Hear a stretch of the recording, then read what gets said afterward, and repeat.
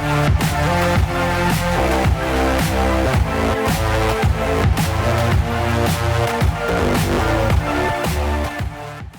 morning and welcome back to another edition of the MCR. My name is Mac. This is TJ, and we're the Michigan Conservative Roundtable, also known as the MCR.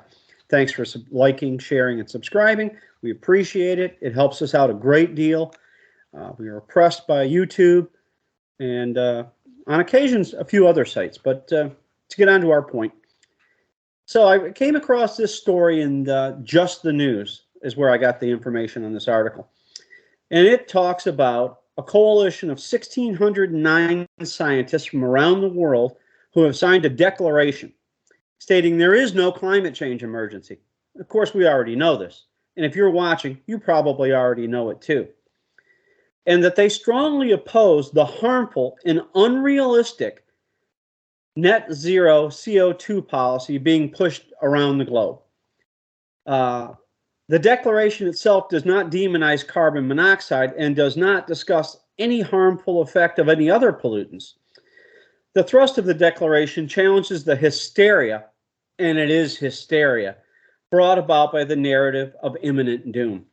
And that's why we have to that's why we have to have electric cars. That's why we got to get rid of coals. That's why you can't have a gas stove. That's why you can't have a gas water heater. You can't have a ceiling fan, as we talked about late last week.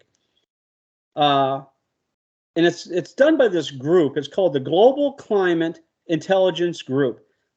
And I really don't understand their acronym, but it's called CLINTEL. They're urging that climate change should be less political. Any thoughts so far? Well, I just wanted to include in your little rant there, all you got to do is disagree with them, and now they want to put you in jail. Exactly. They are actually Bernie Sanders. If they had half a chance, they would pass a law. You talk about election denier. Well, they're throwing around the term climate change denier.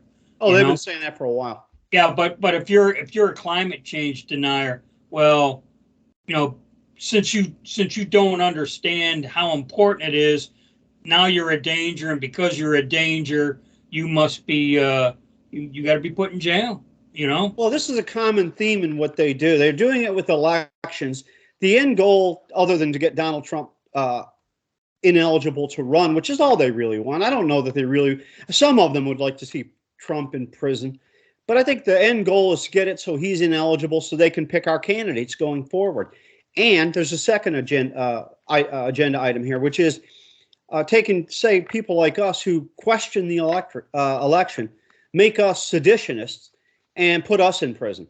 Therefore, they can do whatever they want in any election, and anybody who disagrees will go to prison. So that's their way of shutting you up. We've heard for many years now, 97% of scientists say that global warming is happening, and now they've changed it to climate change because the planet has ceased warming. And we know the climate changes because we've had multiple ice ages. That alone tells you that the climate changes, and you know what has been changing throughout the 4.5 billion years, if you are believing of that number. So we've heard many predictions, including Al Gore, who's gotten very, very wealthy from his climate change scam. In 2009, he predicted the Arctic would be ice-free by 2013. That was 10 years ago. He later backtracked, according to Reuters, who said Gore was merely quoting other scientific reports.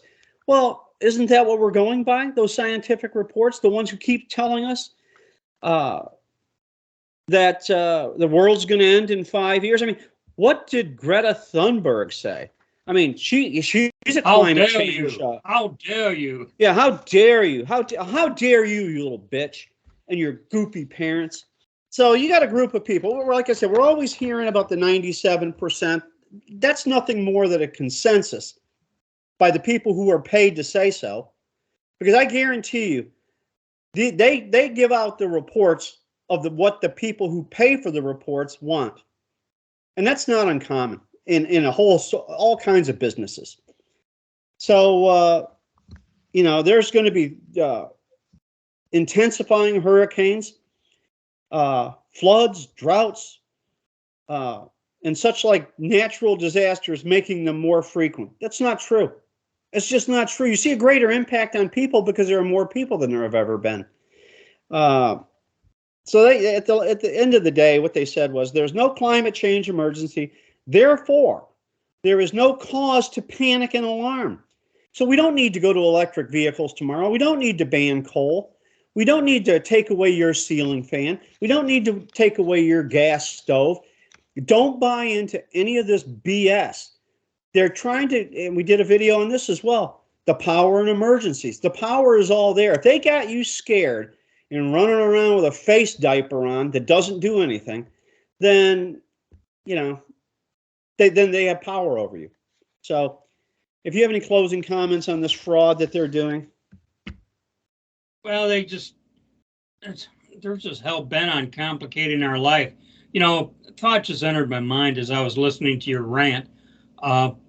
Years ago, they wanted to use a different type of substance in our automobile air conditioning, if you recall. And then some of the mechanics, they weren't supposed to release it into the atmosphere. And if they got caught releasing it into the atmosphere, they were levied a very stiff fine. Are you talking about Freon? Yeah. And they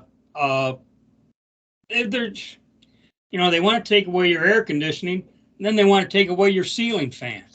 Well, they are miserable people, and what do they say? Misery loves company. Yeah. So it's such a good idea, it has to be mandatory. It says it. Yeah. All. Yeah. All right. With that, we'll wrap it up. So as always, be safe, watch your six, and don't tread on me.